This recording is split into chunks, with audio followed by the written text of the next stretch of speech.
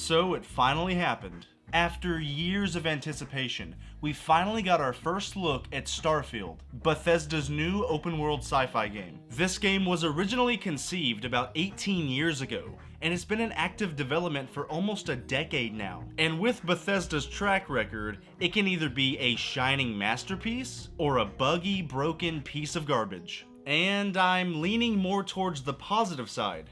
I think this game looks really promising. I won't get too excited because, come on, it's Bethesda. But they did make one of my favorite games of all time, so I'll give them some leeway. This game looks like Mass Effect, Fallout, Star Trek, Outer Worlds, and No Man's Sky all mixed together. And it seems like they're taking the best elements from each one and marrying them into a new sci-fi adventure. The first thing I'll say is, dude, update your engine. While the game visually looks good, I think it could be a lot better. For how long people have been waiting for this game, just good isn't good enough. Some of the surfaces, textures, and animations look very dated. And once again, the NPCs do that weird thing where they just blankly stare at you and talk with little to no emotion. Look at their faces. Look at those dead eyes. These people don't seem like they have a soul. Why does her face look like that? What is that derp face?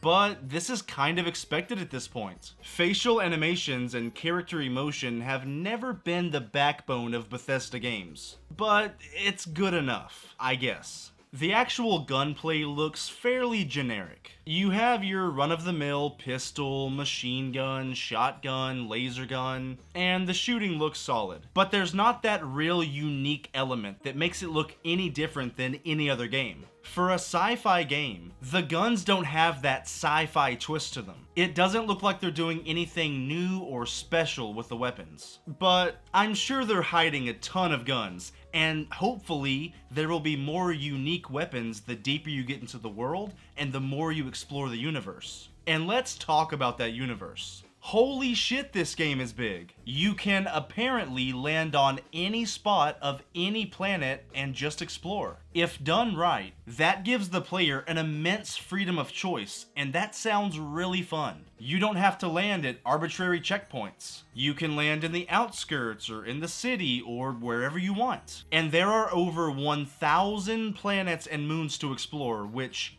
is a lot. And if you have, let's say, at minimum 5 things to do on each planet, combined with the story missions, other side missions, and just general exploration, that's hundreds and hundreds of hours worth of gameplay. I'm just worried that some of those planets won't have much to do on them. You'll land, there will be a couple side missions, a couple aliens, but they won't be fully fleshed out planets. They will just be there to fill out the map and make it seem like there is more to do. I'll be very surprised if they properly developed over 1,000 engaging locations for you to explore. I guarantee that there will be at least 100 to 200 places that are empty or underwhelming. And after their track record of blatantly lying to their customers, I'm not just gonna trust everything they say. But it looks like the best part of this game is that choice. That true RPG element. The character customization looks pretty familiar, but that's not a bad thing. It has everything you need with hair,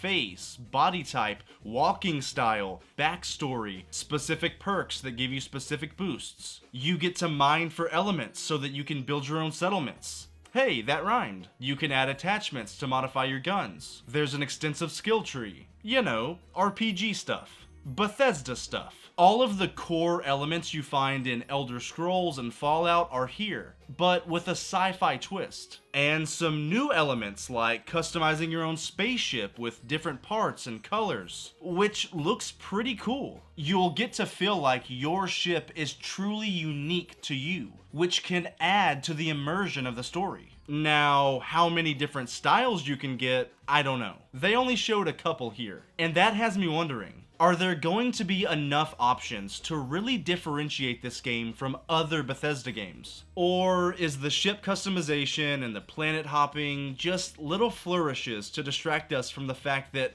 this is just another Bethesda game? I don't know, because a lot of the elements feel very similar, like the animations, the dialogue, the skill tree, the creatures you fight, the gunplay.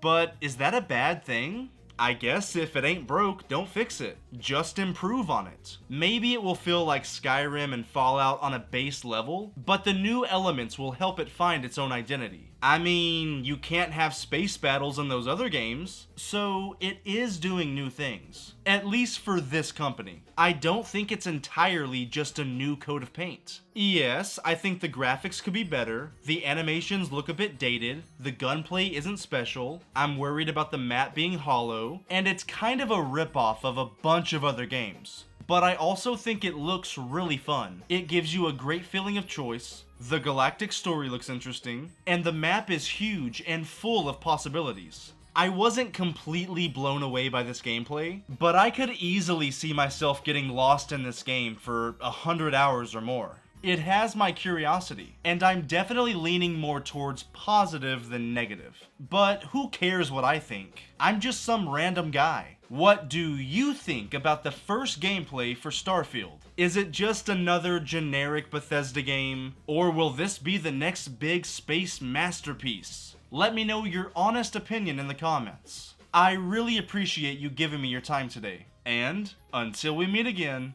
peace out.